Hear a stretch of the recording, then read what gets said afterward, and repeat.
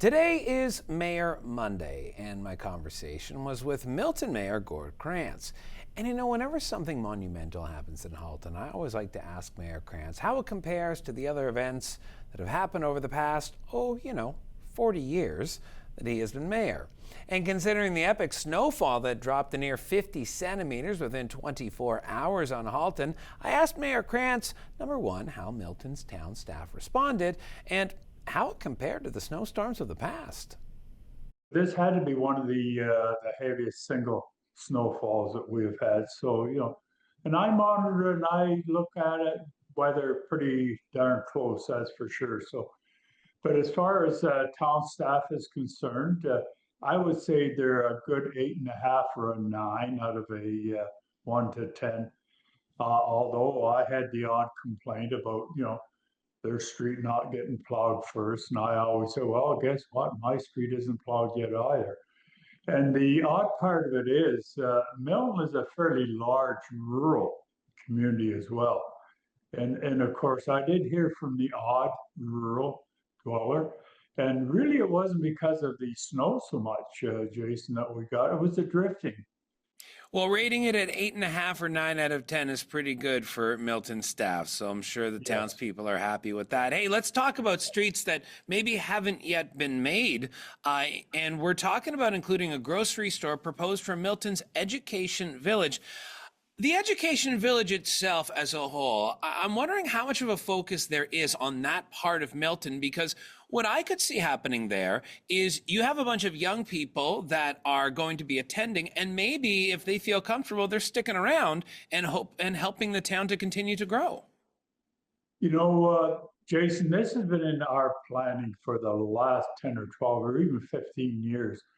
And of course, who's going to be playing a big part in the Milton Education Village. And I might add that probably when that's built out, probably in the next 10 years, you'll be probably talking of approximately 30,000 people with a fair bit of density in that area. There will be a university and there will be a college. And of course, presently the velodrome, there's only 2 velodromes in the country, and one of them is in Milton here. There will be a research park. It'll be multi-use. There, Schlegel Village, who is a teaching hospital with Conestoga College, they'll be there. There'll be residents for the college and university. There will also be private residents if a person like you and I want to buy a home or rent an apartment. So, and again, there will be multi-use. And multi-use really means there will be a certain amount of commercial stuff there. Like as an example, whether it be a barber shop or a grocery store or dry cleaning shop, and there'll be those types of things in that community. It'll be pretty well a self-contained community. Well, Milton definitely does continue to expand as the years go by. And, as the years have gone by, Mayor Krantz, you've been called Mayor Krantz for over 40 years. And of course, the questions are coming up with the election in the fall of what is happening. Now, I have to say, last week, Mayor Rob Burton of Oakville surprised me by saying that he is considering retirement. He's been mayor for 20 years. You've been mayor for 40. I've got to ask, have you had thoughts about the October election?